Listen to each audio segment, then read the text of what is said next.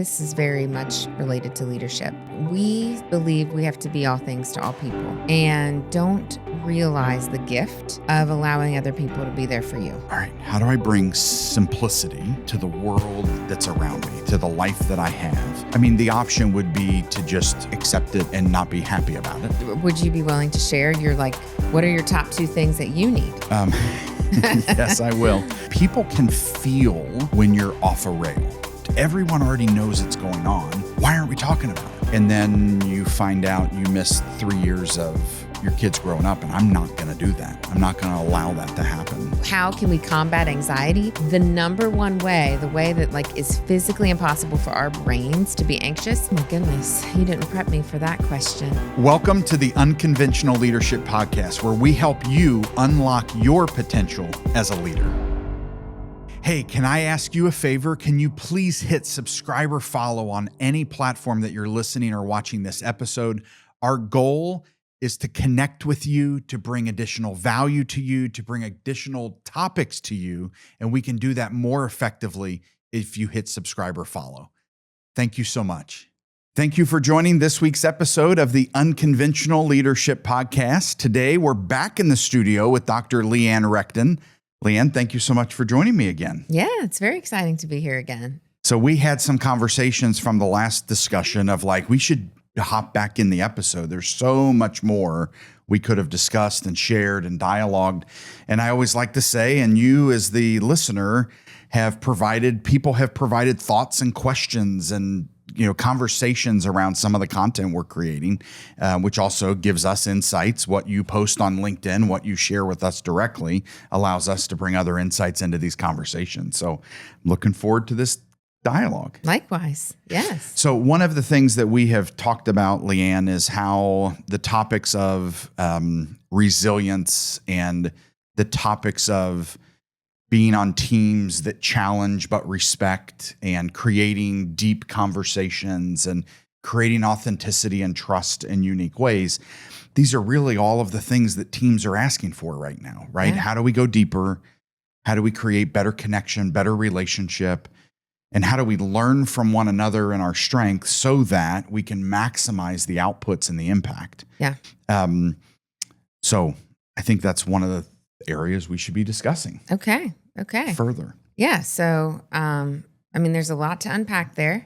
I think as soon as you said resiliency, I thought about, that's sort of how life is feeling right now. Right. Not just personally for me. That's definitely something that I've been facing, but I think just it feels like that with a lot of teams that I've worked with, just cultures in general. I think there's a lot of challenges, a lot of change, and that topic of resiliency is very important because, like you just mentioned, being authentic, right? Sharing openly. I think when you're struggling with something, there's a balance there. I don't think, you can definitely overshare. Sure. But I think when people are honest from their perspective about how they're feeling and what they're going through, I think it opens up this channel of compassion. Yeah.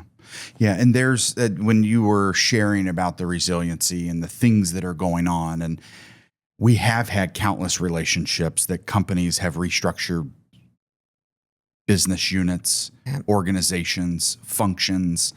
I was on the phone this past week with a client who shared, not only did we get hit with tariffs, but because we got hit with tariffs, our sales went down 40% in one of our divisions. That was one of our most profitable divisions that was creating the profit to stand up and prop up some of our other work. Yeah. So lo and behold, they have to cut headcount because people expense is one of the largest expenses in most companies. Yeah. Right. And it is ever changing. I was with an economist 3 weeks ago, and he shared the one thing that's certain is that what I'm telling you right now could be completely different when you get back out to your car. Sure. Because it's so uncertain. And I think that's where people struggle because they're like, wait a minute, I hear this, exactly what you said. You just told me this, but now it's different. And I think the perspective might be like, well, that person lied to me. Well, they didn't lie. Change is happening so fast, so rapidly that it's not that, there's a lie or there's a truth necessarily. It's just that in that moment, they were as authentic as possible. And again, from their perspective, Right. because that's going to change, right? Like even the way people see us is a combination of the way everyone sees us. We're not just one person. We're not just one identity. When people say, who are you? Well, you're a combination of so many factors. And that's built from, like you're saying, all these different areas. And so it's how people perceive us. Yeah. And one of the dynamics that we're experiencing with teams as we work with them is acknowledging the fact that the more authentic we all are and the more we trust one another now, the more we can trust one another when we're in a situation where it feels uneasy and uncertain. Yep. Because we're not being dishonest. We're sharing what we know, but what we know could be different tomorrow. Yeah, right? Very exactly. much so. I mean, we've had teams that have come to us and shared, like, you won't believe what we're about to do. Never did we ever have this in our plans. Yeah. We also have teams that in any interesting economy, some organizations thrive. Yeah. Right. And some organizations all of a sudden find the opposite true of like, oh, we weren't expecting this positive impact because of everything that's happened. So there's just a lot of dynamics to work through, and all situations are different. Even when it's positive, it can be challenging. Yes. Some of our greatest challenges, I get asked, about how we're doing and how things are going.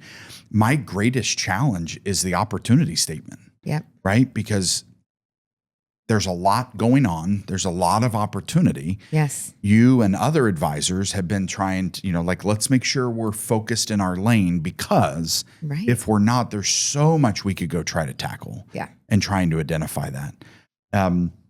So let's talk about goals, quarterly expectations.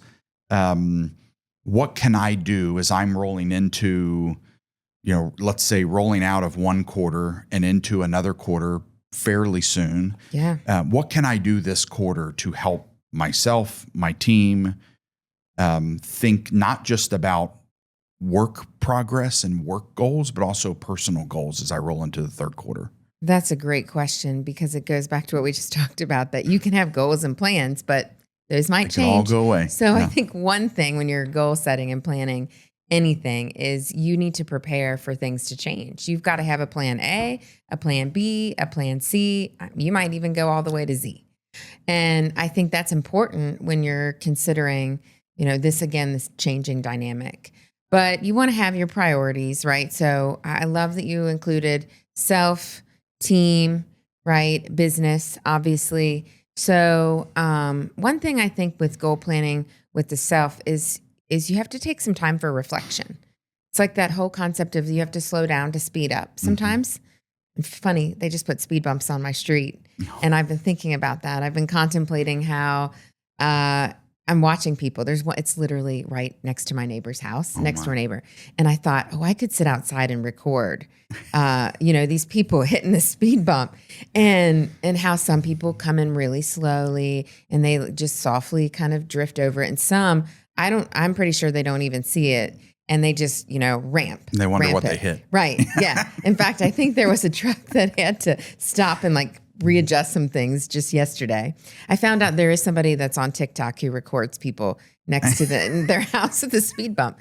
But this, I love analogies. So I think about that, right? Like we have speed bumps in our own lives, and we have to figure out how we're going to approach those things. And so when we're goal setting, I think it's really important to slow down and take that pause and then prepare for what's to come after that. So personal, that's going to be different for everyone. What do you need in your life? I read a LinkedIn article this morning that was about, or actually it was last night. Anyway, it was about unbecoming. How sometimes we have to think about the things we want to remove. And take away. I think in our culture, it goes back to that fast-paced environment. We're always trying to move so quickly. Maybe instead we ought to think about what needs to go away. What could I benefit from? Where could I create more margin in my life? And have this opportunity to not be operating at, that concept of max capacity or over capacity. Because just like if you think about a semi truck, right? If they are over capacity, there's going to be more wear and tear. And so why would we be any different if we're having our schedules be overloaded? And of course it's situational. I've definitely had times in my life where my schedule was more overloaded. Oh, yeah. You know that with kids, it just happens. But how can we help them understand as well the importance of taking that time to sit back, reflect, adjust, coming into some stillness, whatever that means for that individual. So I just got back from a trip where I took time. Yes. And sometimes we load up, especially people with my personality, we load up all the things we're going to do while we're away and we don't get to it. Right. Right. And this time I took a few days, just early part of the vacay to do some goal setting, to write down the goals. They say, and I say, one of the best ways to set goals into great clarity is to write it down. Yep. So I did, writing down like, all right, this quarter, here's my new full focus planner. We'll add that into the notes. And here are the goals. And it gives you like 12 pages of goal setting. So you can go over the 5 goal limit if you'd like, if you're people like me. Mm-hmm. And then how, it lays out, how do you think about this goal? What does that goal actually mean? What behaviors need to change? What are the barriers holding you back from accomplishing this goal? What do you need to overcome? What do you think the outcome will be if you hit this goal? What will that look like? What will that feel like? What will that experience be like when you get to that milestone? And then, of course, making it, they use the analogy of smarter. Yeah. And because it has to be exciting. Oh, yeah. That's so right. They add in the I've heard this ER piece at the end of the SMART goal. Yes. Excitement and relevant. Rewarding? Rewarding. Okay. Yes. Something. Yeah. What is the reward at the end? Okay. Will you reward yourself? What is the reward? And sometimes it's just that it was accomplished, right? But taking the time, creating the clarity. Yes. I would encourage everyone to write down 3 things that you think, maybe it's one thing personally, maybe it's one thing for your family, and maybe it's one thing work related that you can try to accomplish in this third quarter as we move into it. I want to add on to what you said, because I love this idea of milestones. And I think we sometimes, actually I was listening to somebody this week talk about how, one thing that we do is we make a goal. We make a goal for the quarter, right? So I'll just share, I'm getting ready to have a pretty big surgery. You know this. And one of a goal for me is healthy recovery. How can I best prepare going into this to recover in a healthy way, right? And come out the other side even better. And so as I think about that, that's a goal. There's a lot that's out of my control with that. But what are the milestones that I can be doing, right? Because that could seem like a lot. Mm-hmm. That end goal is oftentimes lofty, feels daunting. And so sometimes you have to just ask yourself, what's the next step? What's that one next step? And then if you can prepare that, right, you can have this little journey along the way of all the milestones that you hope to accomplish. So I really like that you mentioned that, those milestones. And it sounded almost like you were doing a SWOT analysis of the goals. Yeah. You break them down a little bit different versus just set a lofty goal or just set an objective that, okay, well, let's really talk about that. Mm-hmm. And what it helps me do is reflect, is that really the goal? Yeah. Or do I need to adjust it a tad bit? Is that really the milestone that needs to be met? It's only 90 days. Yeah. Right? Because it puts you in 90-day windows. Between EOS, Entrepreneurial Operating System, and the Full Focus Planner, they both really get you to think about 90-day windows. Okay. Not 12-month. Right. Not 36-month. Yeah. You can set annual goals in both of these plans, but then you got to start breaking it down. And sometimes we find when you're breaking it down quarterly, you're accomplishing things more often. Yeah. Right? So therefore, there's some energy boost there of like, oh, look at what all we just accomplished this quarter versus like, 9 months away. How are we ever going to get there? Yeah. You also sometimes find that your annual goal really wasn't the goal. Yeah. Right? I mean, there's certain business financial goals that need to be the goal. Right. Because of the budget you've set against the financial goals. But a lot of things personally, you find enjoyment and satisfaction in things that aren't exactly what you thought the 12-month plan needed to be. Yeah.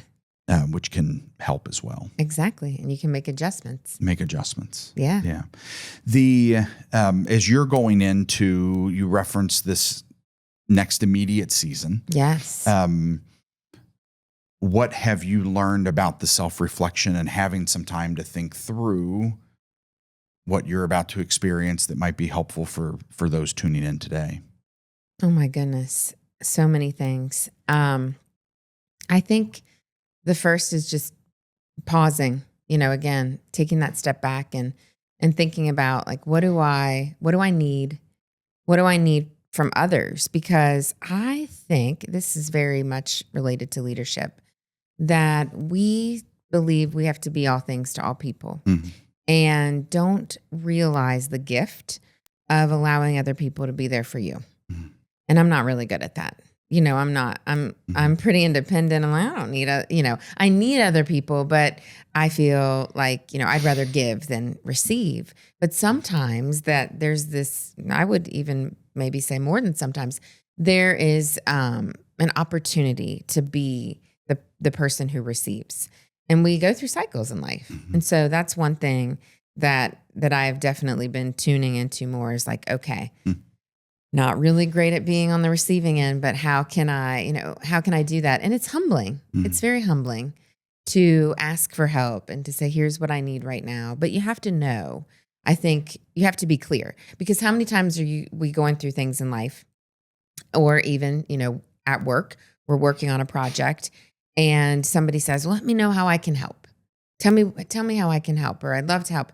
And it's like, okay, are they serious, or do they know what?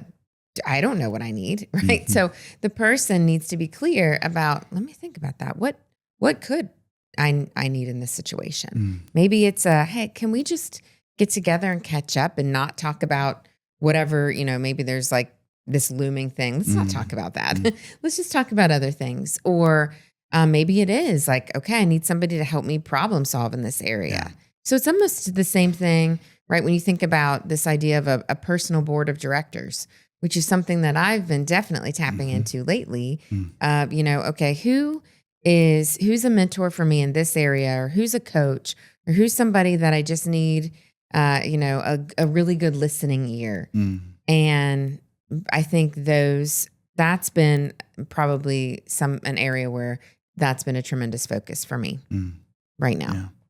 Yeah. And I do find, as you're referencing that, what comes to my mind is how often most of our discussions are tuned to the project, the thing that needs to be accomplished, the thing that is the next project that's coming to us that we need to.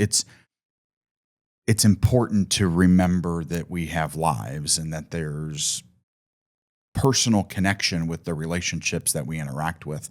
I have to remind myself of that. My personality wants to jump right to the next thing. Sure. Wants to move straight to the next project.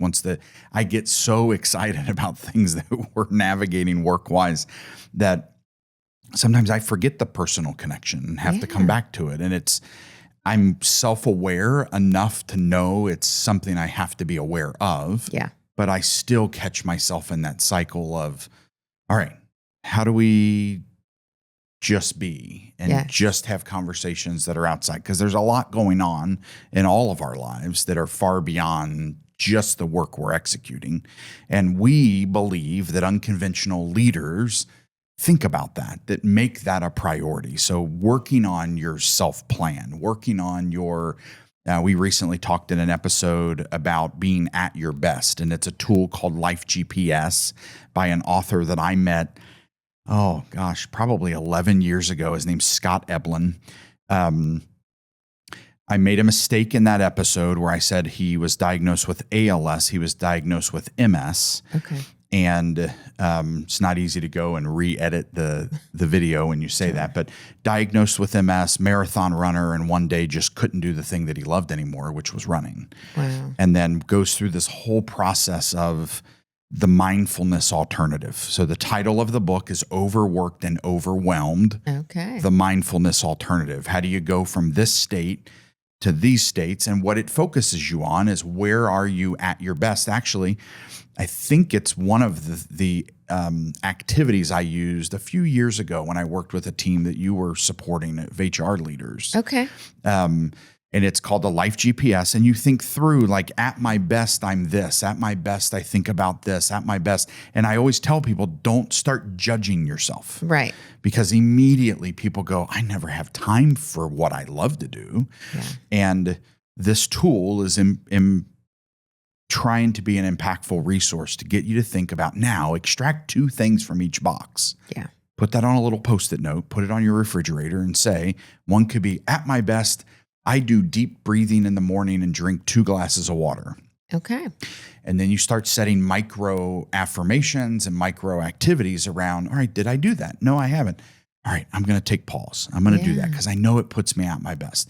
For individuals like myself with my personality, I'm running 110 miles an hour as soon as my feet hit the floor. Yeah. And my mind gets going and all the things and all the things and all the things. And I'm sure there's many of us that are like that. I can't be the only one. Definitely. And even technology sets us up that way, right? As soon as we turn our phone off airplane mode or power it up in the morning, it's bing, bing, bing, bing, bing, bing, bing, bing. And you're like, oh, what's all going on? How can anything be happening between when I went to bed and when I woke up? But this tool kind of helps bring some just micro ways. It's back to using a tool like a full focus planner, or using the structure of EOS. Yeah. That just, all right, how do I bring simplicity to the world that's around me, to the life that I have? How do I bring simplicity? And this tool, Life GPS at Your Best, we'll provide a link in the show notes as well for anyone who may not have listened to that episode. Yeah. I did reach out to Scott saying, hey, Scott, I'm going to provide this link again, so people are going to be hitting it. Good. He was like, oh, great. And guess I'm working on something else. He's constantly trying to work on tools to help people use a mindfulness alternative. Because he has reframed his whole life, it sounds like. Yeah, he had to. I mean, exactly. He had no option. Which is incredible. I mean, the option would be to just accept it and not be happy about it. Right. And he took it as a, you know what, maybe this is the spirit trying to move me in a way that's different than what I thought my path looked like. Yeah. Right. And he's done fairly well with that, and influenced people like myself that have picked. I was handed that book by a mentor, which is another thing I want to talk about, is our love of books. Yes. A mentor handed that to me at a point when I was getting ready to go through my own succession with our family business, and said, I really think this could be a good tool for you as you move into this next stage where I know you thought you were busy before, but it's a whole nother level when you have a CEO title. Sure. And you're the one, right? And you've got to figure out what this looks like and what is important to you, what are the non-negotiables? Yeah. And it's really hard for some of us to hold true to the non-negotiables, right? Because we just allow things to happen to us and to our schedule versus make sure we're in control. Yeah. Okay. So here's a tool. Question for you. Because you mentioned non-negotiables and like the things where you're operating best. So would you be willing to share what are your top 2 things that you need? Yes, I will. And I kind of laugh a little bit because I get reminded often by my lovely wife, Amber, of what I should do to calm down. She is lovely. When I'm in a heightened state, she is lovely. Yes. So one of those things is yoga and meditation. Okay. If at my best, when I'm in a zone, if I'm doing meditation and yoga regularly, so 3 to 5 times in a week, and stretching, so mobility. Yep. It helps me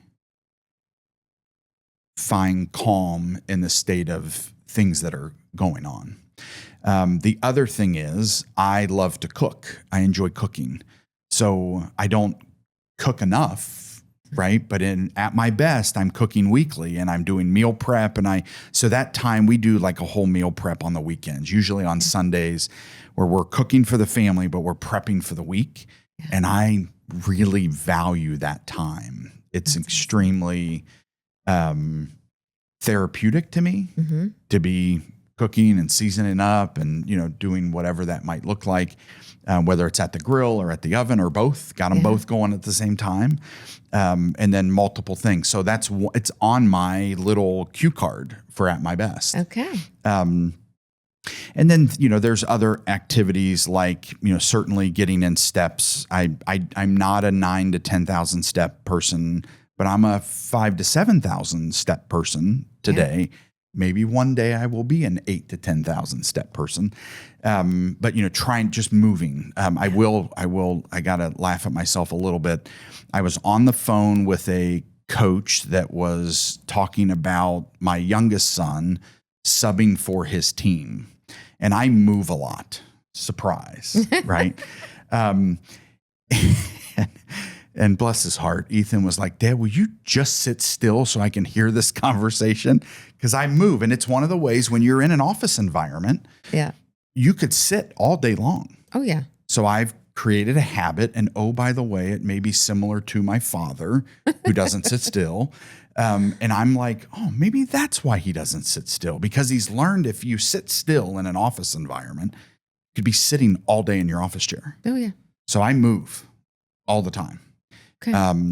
Even if it's annoying, because sometimes self-service changes. But I just tell people like, I've got to be on the move. But Ethan the other day was like, you're on a call. Would you please sit still? Because he wanted to hear what was being talked about. And I'm like, you can follow me and get the extra steps in. So those are just a few things. Those are examples. Yeah. And there's, it talks about personal. So it talks about physical, mental, emotional, spiritual health. Oh, that's nice. And then it talks about home, work, community. Okay. So it's 3 layers on the bottom and then 4 main buckets for yourself. And then it encourages you to use a statement. At my best, I am this. Wow. At my best, I come across this way. I interact this way. I feel this way. I think this way. Yes. And, those are other elements. Yeah. And not just one more. At my best, we attend worship service on Sundays. Yeah. With kids who play select sports.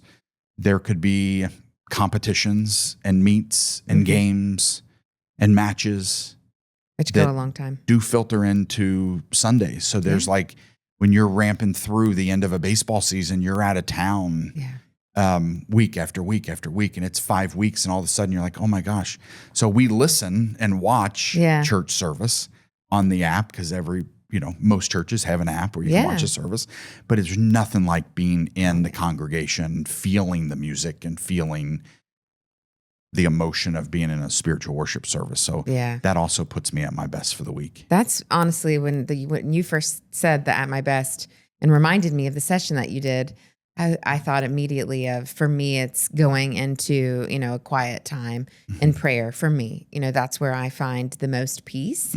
And I notice a difference when I do that and when I don't do that. So it's just like grounding myself in and what's important to me. Are you looking for a place that you can create the content that helps market your brand? Or are you somebody who just needs a space that they can record a podcast, record talking head social content? You want to create a webinar, a course, or other content like that? Take a look at the Cincinnati Podcast Studio. We're a space built just for creators like you. Our studio here in downtown Cincinnati, located right next to all the hot restaurants in OTR, is set and ready for you. We can have up to 4 people in our studio. You can record long form, short form content. It looks awesome. The lights change colors. I mean, even there, hi, in the background. What's up there, guys? We have all the technical amenities to try and help you succeed at creating high quality content. We work on everything from subscriptions to create your own show. We do day rentals so you can create massive volumes of content and we'll just hand you all the footage. And we can even do things like limited time series where you can come in, record a bunch of episodes at one go, and then have that ready for a show to market your brand or your business. So whether you're an entrepreneur, a brand, or an author who's looking to market themselves with high quality video content, check out our website at CincinnatiPodcastStudio.com and schedule a tour today.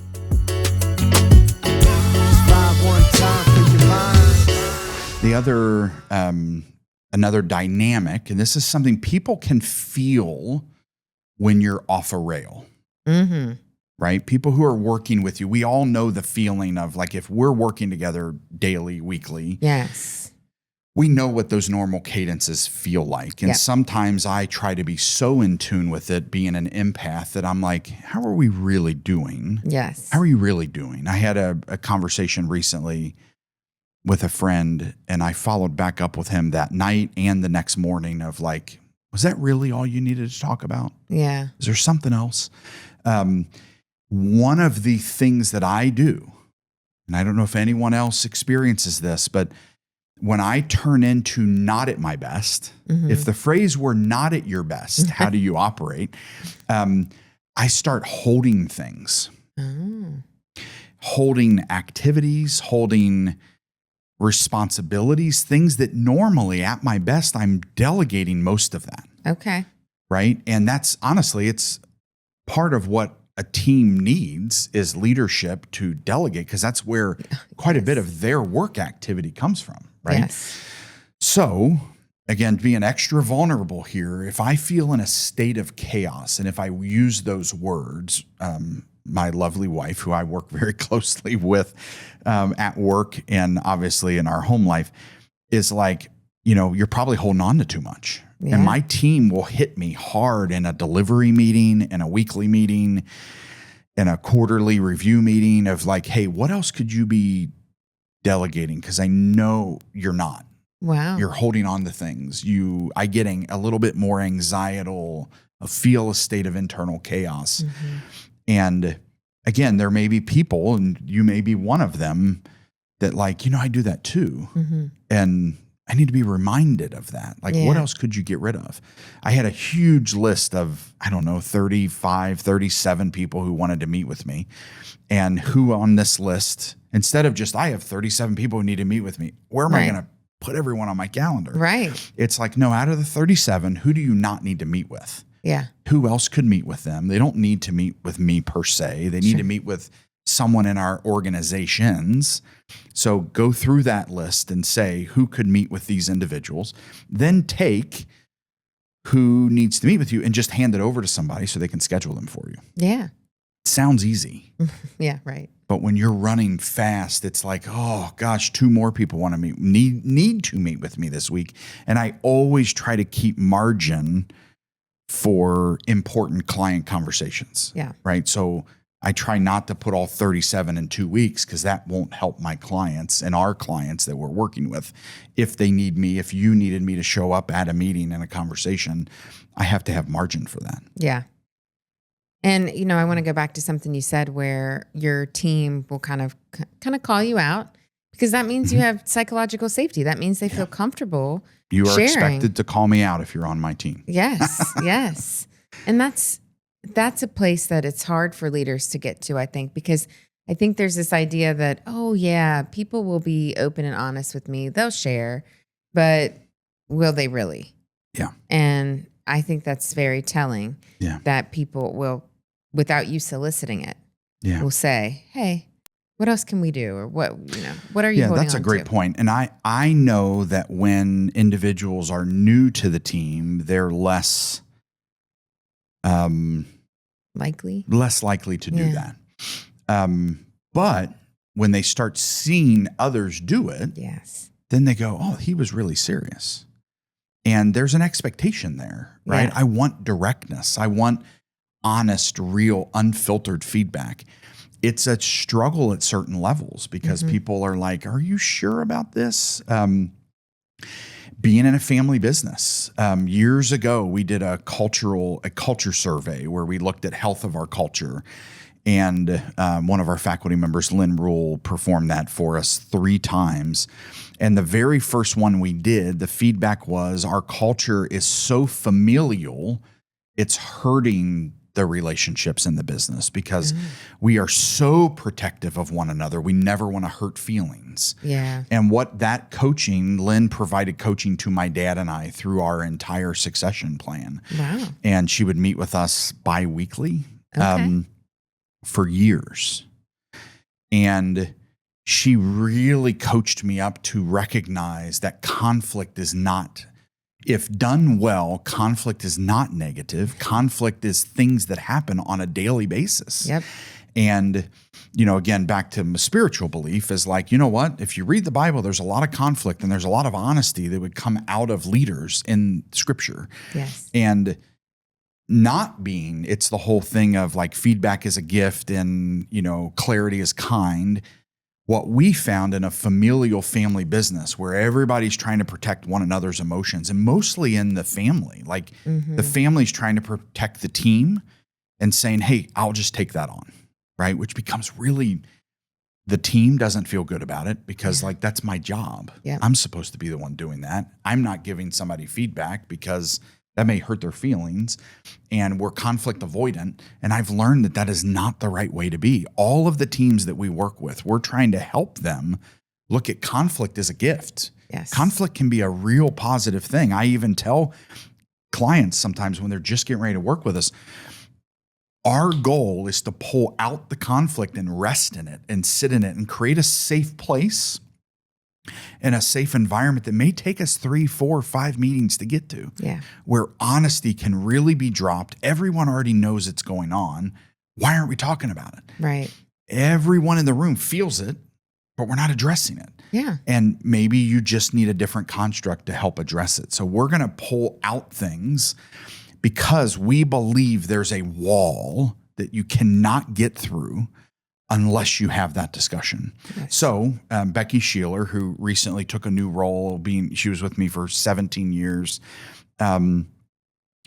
She would consistently tell me, Mike, is there anything else you think I need to know to do my job more productively, more effectively? Is there any feedback from the meeting? We've gotten in a habit of our whole team does feedback. We talk about feedback from sessions. And it was a way of saying, hey, I know, because she went through this cultural audit with us. I know there may be something in there you're feeling or thinking that impacts me. Yes. Can you please tell me whether you think I'm going to like it or not? Yeah. Right. And that's the kind of environment, that's the kind of leader I believe unconventional leaders are. Yes. Is creating authenticity, creating trust. And we tell people often, your greatest innovation should not be coming from the C-suite or the VPs or the directors. It should be coming up from the people who are experiencing the front line that can say, hey, I know you all purchased this machine and have it organized this way, or you all do this as a part of your delivery model. It actually is really ineffective and has a negative impact on the people trying to do the work. Yeah. I need that kind of voice to be lifted up. We need those voices to be heard. And that's what building psychological safety, trust, authenticity looks like. Right. You have to have that feedback loop in place, I think, as well, for people to be able to do that. And I think also one thing that when people are giving feedback, they need to just recognize this is just my perspective. Going back to that, right? Mm-hmm. Somebody else might see something completely different. Mm-hmm. And it's not right or wrong. Everybody's entitled to their perspective. Yeah. But I think you have to own that. I see it a lot on social media. And when I taught interpersonal communication, we would talk about it quite a bit, is this idea of fact, opinion, confusion, that people present their opinions as though they're fact. Mm-hmm. And, well, that's a terrible movie, or I hate that restaurant, without saying, in that case, like, I hate that. That's a terrible restaurant. Mm-hmm. And then what they're doing is asserting it as though it's a fact, when everybody else might not agree with that. They might. That's what I love. You said you want to talk about books. And that's one thing I love about book clubs, because I was just in a book club this week and I thought the book was pretty good. I gave it a 4 out of 5, but there were people in the book club who were like, that was a 1 or a 2 for me. And so it was like, wow, let's talk more about that. What was it? Is it that you listened to the book and you didn't like the narrator? Or was it the concepts? Was it whatever's going on in your life? Or is it just you don't like books like this? So I think that's really helpful to consider those perspectives, and that it's okay for people to have a completely different perspective from us. And not everybody's going to like the same book. Not everybody's going to like the same music. And that's all right too. Yeah. And these are all skills, right? These are skills that we have to learn. Mm-hmm. Because most of us, as we were brought up and we worked in certain environments, the opinions became facts in the way that it was. Even if you felt like that's not true. Yeah. That's not what he actually said. Yes. And this one group is responding this way, and this one function in the business is going, oh, they never trust us. They never appreciate what we do. That's not true. Right. But they were hearing opinions, taking them as facts, and then putting them as concretes, which it's hard to break those down. I mean, those barriers take time to chisel away. Yes.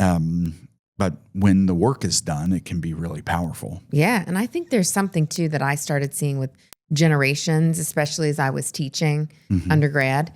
I started noticing, I've been reflecting on this lately, that toward the end of my teaching, which was just a couple years ago, I would have students who would take my feedback, my grading personally, right? Like, oh, you're mean, or, oh, and it was like, wait, no, I'm just grading it based on the standard. It's not mean or kind. It's just, it's what it is. Yeah.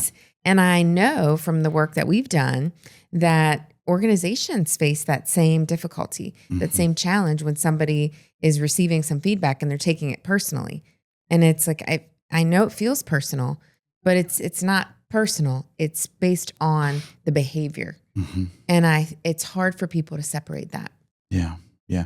Do you feel like it's usually because of something that happened to them or in their past experiences? Or do you think it's a natural leaning that everything everyone says, they're just wired to take it personally? I think it's probably both. I think there's some of both. And then I also think that when somebody hits a hot button for us as an individual, we get really defensive without recognizing that it's coming from a place of defensiveness. So, if somebody said, Mike, you're just, you're so busy. You've got too much going on. Well, you know that about yourself. And so you're able to say, the story of my life. Yes, exactly.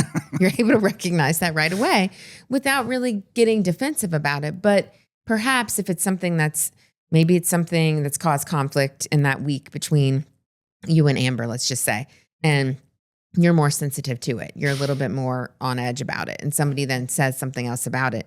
You might respond really differently than you normally would. So it's that idea of making sure that skill of self-reflection, taking that pause, asking ourselves, is there some truth in this? And what I mean by some truth is like 100%, because if that person is sharing it with you, it's 100% their truth. And it's hard for us to parse that out. Yeah, it's really interesting. Yeah, there's a dynamic, even with that potential discussion of conflict. Yeah. I have learned, and we're very intentional. There is a lot going on, but when you have great people and you have great systems and you have great structures around you, the reality is there's people a whole lot busier than I am. Sure. Doing a whole lot more things than I do. And yet there's this perception that's always lingered around me, right? But on the personal front, it's checking like, no, we're good. We had dinner out last night, and I golfed with my youngest son this week, and we went to a couple training practices, and I was at every sporting event and met all these and did all of these things. Yeah.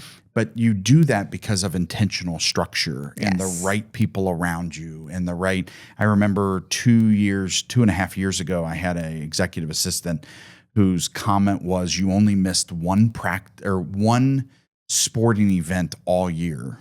And she was really proud of that because she managed personal and professional schedule. Right. Yeah. And I was like, wow, I wasn't keeping track, but you're right.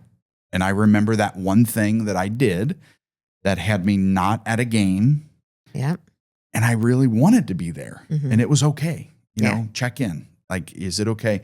Yeah, you're at, versus the alternative of you allow your evenings to be ate up with work activities, which you can do in the world that we're in. Yeah. And then you find out you missed 3 years of your kids growing up, and I'm not going to do that. I'm not going to allow that to happen. Yeah. So I'm going to be intentional.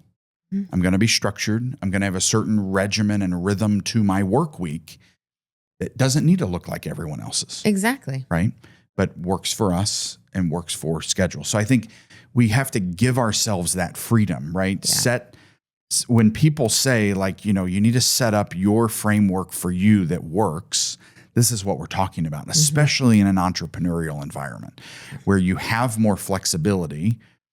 You have to choose where you're going to leverage that flexibility, where you're going to be, where you're going to spend your time.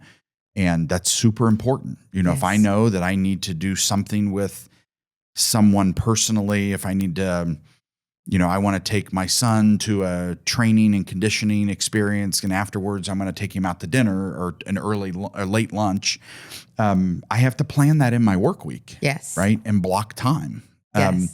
Blocking time really helps me. I have a block on my calendar called focus time, and I use it intentionally, whether it's me focusing on something that needs to get accomplished or whether it's you saying, hey, I really need 30 minutes this week to discuss this thing. Yeah. Great. I've got time blocked for it. Yep. Right. That's protected. And everyone knows that's my system and that's my rhythm. Yeah. To get things accomplished. Oh my goodness. I would not be functioning right now if it weren't for time blocking and having a calendar and having here are the main goals I want to accomplish today. And then where am I going to put those in? And when am I going to do that? And then going back and checking them off, which I love to do. Yeah. And just being able, but I really enjoy what you said about one person's schedule isn't going to be the same for another. And that goes back to, again, we're all wired differently.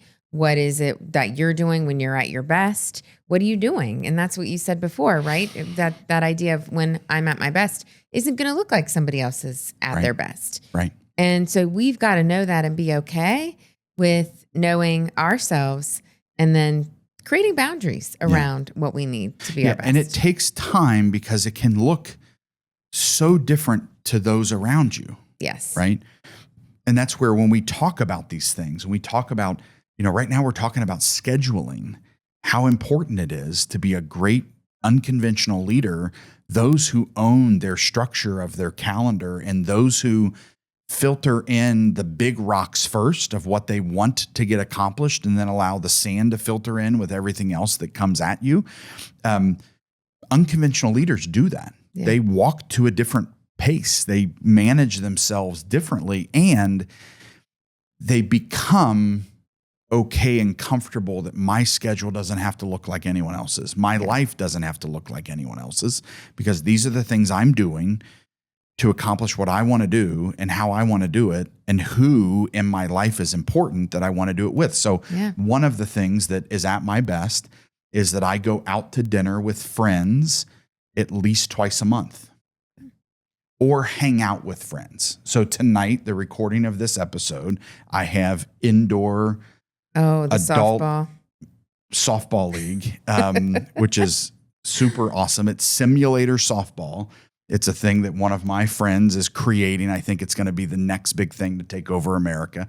But I'm doing that tonight at 8:00. Yeah. Right. So that's friend time. Yeah. And that fills me up tomorrow and next week. It's like, it fills me up, but it's actually written down on one of the statements of At My Best. Wow. At my best relationally, I spend time with friends at least twice a month to make sure I put that in my schedule. So right now, Amber and I are coordinating dinner with 2 friends and their spouses.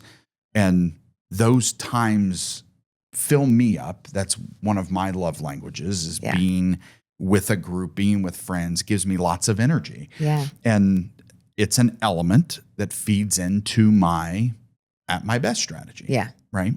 So just little things like this of how we think through we all have the same amount of hours and minutes. Yes, we do. In our lives each week. And how do we use them? Mm-hmm. How do we prioritize them? How do we and I encourage people don't beat yourself up. If there's so many things you wish you could change, just start with a couple. Yeah. Right. And I fall off all the time and I can go, you know what? In the last 3 months, I haven't done as much socially because I've been so focused on family and work. I need to get together with someone. Does anybody want to, hey guys, let's schedule a dinner on this day at this time and invite enough people that whoever can go. we're going to meet up and just reconnect. Yes. And then most of the time when people show up, they're like, oh, this is so awesome. It's been so busy. I've been flying everywhere. I've had so much going on. It's nice to just chill out and just catch up and talk. Yeah. Right. So just some little leadership hacks. Yes. Life hacks to filter into your calendaring. Yeah. I'm thinking about this softball simulation because the heat right now. We're all indoors. It's yeah. There may be 2 lanes that are air conditioning. The one by the back door is not. Okay. Because I was thinking, well, being inside sounds much better than being outside in this heat playing softball. So I think you might be right. He might be onto something. They are onto something. I've told him you better lock this in because this is going to take over America. As saying that, just coming back from Panama City Beach, Florida, sitting out in baseball games all week, I will appreciate the air conditioning, but we will sweat a lot because it's a lot of work. Yeah. That's hilarious. It's a lot of work. So let's talk a little bit about the book activities as well, because you're starting on maybe a new venture. Yeah, I'm kind of exploring, dreaming a little bit. So, you know that I decided, because I love to learn, that's something else that when I'm at my best, I'm learning something. And so I decided, let me just go ahead and do some culinary. Well, you would like that. Take some culinary courses. And so this summer, I will finish my associate's degree in hospitality management, along with a beverage management certificate. That's so awesome. And it's just been fun. I've taken classes through Zoom on Tuesday nights that I've done intro to beer servicing, wine sensory. So you compare wine, you talk about the terroir, where the grapes are grown, and the climate. And then what I just had this epiphany, I don't know, but this idea, actually, I ended up going to a place that's kind of a model, but of this book bar, right? A combination of some of these things. I love reading. Mm-hmm. I love talking about things that I'm learning about while reading. And so this combination of a place, a third space, what it is it's really what you're talking about with coming together with people. And where are we doing that, right? We have work, which is great. Some people we know from employee engagement surveys, we want to feel like we belong at work, right? We want to feel like maybe we have friends at work, but those friendships don't have to extend beyond the workplace. They might just be work friends or colleagues, people you trust. And then, of course, we have home, and we've talked a good bit about home. But what about the third space? What are we doing outside of that? For you, it's softball. For others, it might be like, well, what is it? Is it the gym? We've talked about church as well. That's another great third space for people. But what are some other places? A bar? Okay, that's a good third space for some people. But what about a chill place that you can talk about, read books, and also maybe have a drink, maybe it's a mocktail. And, this environment's created where people have this fun space to go to and know that you're going to just be able to read or do what you want, have a little book chat. Okay, so you may be thinking, how do I do this? How do I lead unconventionally? How do I lead my team in a way that's unconventional? How do I build a strategy that's unconventional to elevate my organization and those around me? I want to encourage you to reach out through the link in the description and post that question. I want to learn how to lead more unconventionally. I want to help my team think unconventionally, and let's start the conversation. So thank you for joining us, and let's get back to the episode. And I also have to point out for individuals who are listening who don't know you, is you can wrap up your associate's degree. You also have 2 master's degrees and a PhD and a bachelor's. Yeah. So continual learning is a very big deal for me. Right. And in Halloween, you give away books. Yes. Versus candy. Yes. And the first time, you know how wild ideas are. For so long. I love it. It's so much fun. So we are the book house. And so the first year, I wanted a little free library outside of the house. I had seen them. I love miniatures as well. Like, I don't know why. I've just always loved miniatures. One of my favorite gifts as a child was that my parents took me to create a custom dollhouse. I got to like design this dollhouse. It was awesome. Yeah. And it had electricity and everything. So clearly a love of miniatures. And so I wanted one of these book boxes, these little boxes. And so he was like, okay, so I got it for Christmas. He got me this little free library. It's on the National Registry. And that summer, so we put it in the spring, and then that summer kind of launched it. Yeah. And then for Halloween that year, I said, you know what? Like, I love candy, but I want to do something different. I want to do something more meaningful. And so I said, I'm going to try books. And so I had 300 books because I hadn't established a backstock. For little libraries, you really need kind of a backstock. So I hadn't established that much yet. So I had 300 books. I put them all over our driveway. And my husband's looking at me like, you've lost your mind. I mean, he goes along with some things that I'm just so grateful that he does that. Thank you, Zach. Yes, exactly. You've got Amber keeping you grounded. I've got Zach. It's great. Praise God. So he's really interested in the book bar thing, by the way, which is so much fun. But so I put these 300 books out on the driveway, and I don't know how kids are going to react. 300 books were gone in an hour. In an hour. So then I'm running inside, grabbing books off of my kids' bookshelves. This one's not that important. Okay. So to get through the other, because, trick-or-treating is 2 hours where we live. Yeah. And so that just started it. And so then the next year I was more prepared. I had more books, and I set it up almost like, the book fairs, the Scholastic book fairs and stuff so I kind of set it up like when it's nice weather out in the driveway, but then the past couple of years it's had to be in the garage and people come in, and I do get a couple kids who come in, trick or treat. And I was like, I don't know, maybe it's a trick because it's books. And so, and some of them are like, oh, and they're like, thanks, but no thanks. Like, great. Right. Because that's the beauty of it. And then some of them are just, oh my gosh, it is so adorable. I wish I had just a video camera on this whole experience, because I had a kid this year who was dressed as Pete the Cat. And I don't know if people know Pete the Cat, but it's a book character. And I had just seen that I had a Pete the Cat book. So they're looking through books, and I picked out, I was like, wait a minute, I have one for you. And I pulled it out, and they were like squealing, the squealing with joy.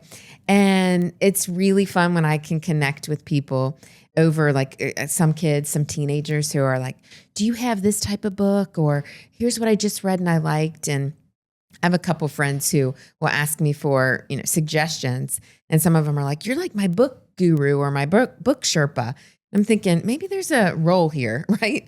That is exploratory. Yeah. So I really do enjoy it when people are like, hey, yeah, here's what I liked, or here's some books I liked.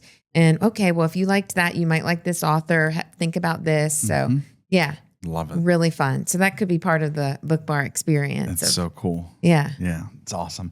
And I think it's important this is the drawing out of personal passions, right? Yes. That there's this balance of all of this in our lives. And we need to get to a place where you can be like, oh my gosh, this is one of the most fun experiences I have, which isn't work related. Yes. That gives me energy, that gives you fuel. Yes. Not that we don't love the work we do. Sure. But it's great to have other things that you personally connect with, whether it's camping or fishing or reading books or working out or doing yoga or playing softball with, the guys and having a great night.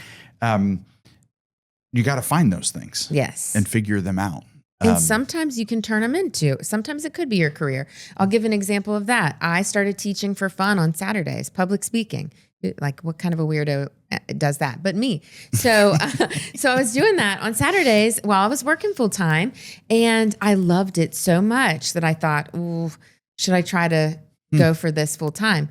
And I did for 12 years. Wow. That started my teaching career, and I loved it for 12 years. But then I got to the point where I was like, I'm not feeling like I love it like I did. I was starting to complain more. Zach would be like, that my husband again, he would say, I feel like I'm hearing a lot more of the negative.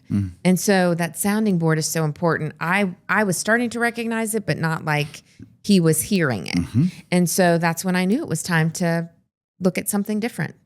So I think you could do it. You could be a chef, Mike, but would it be as fulfilling? I think it depends. Yeah. Yeah. I think it's also important, I believe it's important to listen to those things. Yes. That you may really be enjoying and not just push it off. Yes. Right? Because there absolutely could be something there. Yeah. That maybe you're feeling like, I just don't get as much energy here anymore, but I'm really interested in this. And it's okay to make pivots. Yes. And it's okay to start something small and then decide, you know what, I think this could be where I spend the next season of my career, of my life. And people do it all the time. Yeah. So giving ourselves the freedom to make those decisions. It could also be that I've spent so much time in this one function that I'd actually like to express interest in doing something else. Yeah. And it's okay to have that conversation, you know, and I've seen people do this. I've seen financial leaders go into supply chain. I've seen supply chain leaders go into product development. I've seen marketing leaders go into HR, and HR leaders go into sales. And it's great to diversify your experiences based on things that you feel passionate about and interested in, and that you have a skill for this. And sometimes I've even experienced where people have said, I think I've got a certain skill because I find myself in these discussions adding more value and getting more energized by this dialogue versus this dialogue. And I've seen managers go, you're right, we do too. Yeah. We're glad you mentioned that because we've noticed it. Yeah. I wish there were more back and forth. Again, having those open conversations is a attribute of unconventional leadership. Having those, like, what I shared recently in an episode, that my dad has always been in this habit of saying, like, do you want to be here next year? If so, how can I help you accomplish what you want to accomplish next year? Nice. And it's just a habit that he asks people to give them freedom to think. Yeah. Right? And freedom to evaluate, well, now that you said that, I would like to try this and I don't know how, and I'm afraid and I'm concerned about what that would look like and how would that impact. I was actually afraid what you would think if I made that comment.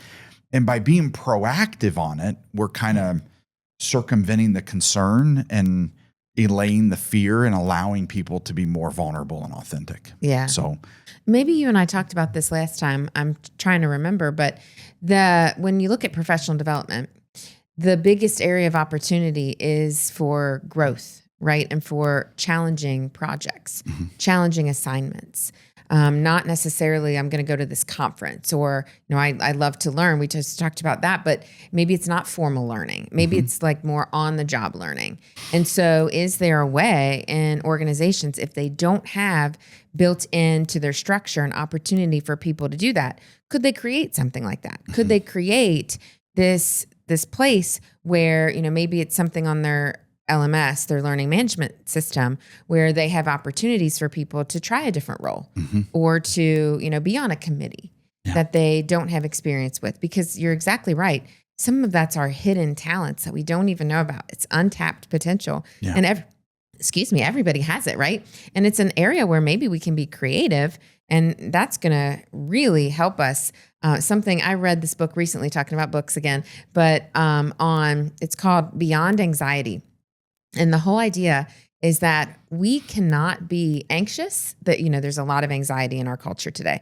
The anxious generation, if you've not read that with kids, with technology, it's frightening, but very telling about why our kids have a lot more anxiety perhaps than we even did. And so how can we combat anxiety? The number one way, the way that is physically impossible for our brains to be anxious and do this, is being creative. So if you can be creative, if you can tap into some type of creative outlet for yourself. And that's interesting because you'll hear people say, well, I'm not creative. That is a lie, because we all have creative opportunities. It's just people think about, when they think creative, they think artist, or, I can't draw. I can't, what's your talent? Well, it might not be a talent that's on display for a talent show, but we all have something, and it might not even have to be great. The output might not be great, but you're in this moment of flow. And I think that links back a lot to what we're talking about with At My Best, right? Yeah. And so to be able to be at our best, reducing anxiety if we're feeling something like that. But I can't even remember what got us started on that, but I just thought about that importance of tapping into, I know what it was, other opportunities and other potential. Yeah, one of the areas, and this, knowing our curriculum, we believe at Talent Magnet Institute that in order to grow, this is kind of reiterating what you just said. Yeah. Individuals need 3 things: change, challenge, and growth. Yep. If those 3 things are done with you and for you versus to you, you embrace them. So as a leader, as we're thinking about being unconventional leaders, we have to evaluate, how do we create the relationship and trust with those that are around us so that when they're going through change, challenge, and growth, they accept it because they know that it's going to help them and it's going to help us, whatever us looks like in an organization and as a team. So if you know that actually the reason why people thrive and how they thrive and how they grow and develop is from experiencing life that has them navigating change, challenge, and growth. Some people may say, well, every time change happens to me, it's a bad thing. That's because you haven't experienced change in a great way. Mm-hmm. But I remember years ago, there was an organization who every 6 to 9 months, they would completely reorg their office layout, their teams. They would reorient who's on what teams, focusing on what products. And they would even move people functionally. Wow. And I used to be like, it was really weird to me. Yeah. Why? They're shifting literally location in the office. They're changing the way that things are oriented. They're adjusting teams, adjusting functions, and moving people around. And what they said was, the science tells us that this is what actually helps people want to stay here. Wow. Because they know it's coming, and it's almost like it's a fun positive of like what's going to happen next. Yeah. You do not start there. Okay. Right? Like you start with, they do, They do what to me? How do I? No, they're doing it because they know it's creating better leaders. And so many people have left that organization, has since sold multiple times. And the people who thrive there have went on to experience incredible career paths because they're more well-rounded leaders. They're more resilient. Yeah. And they learn that it's okay to take on challenges, right? It was a very competitive environment, but not towards each other, but with one another. So very team atmosphere. And it worked. They were really, really successful. Wow. And I think, again, it helped me understand that, change, challenge, and growth, when done with you and for you and align with you, it can be a really great thing. So one more question for you. Okay. How do you define what unconventional leadership is? Oh my goodness. You didn't prep me for that question. Okay. No. I define unconventional leadership as, when you use the word unconventional, then certainly, anytime I'm defining something, what is it not? Conventional would be expected, would be traditional. Unconventional, out of the box, innovative. You're doing something different. You're meeting the needs of people in a way that's unique. I think it could be anything. Like, it really relates to everything we talked about today, right? Mm-hmm. Understanding when you're at your best, understanding when you're not, and knowing that about those that you're around, that are working on your teams, that are working, for you, and with you. So, yeah. Awesome. Well, thank you for joining me today. Yeah. Look forward to our next conversation. Definitely.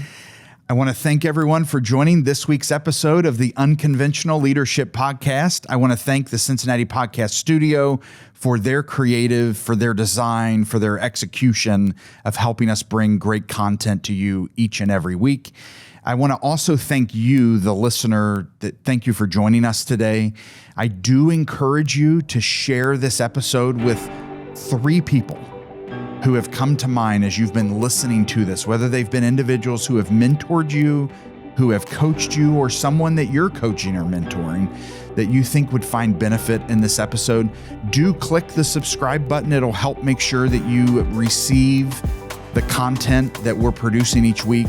We appreciate that subscription number continues to go up. It means that we're reaching people with real, relevant, and valuable information. And I look forward to connecting with you in the next episode.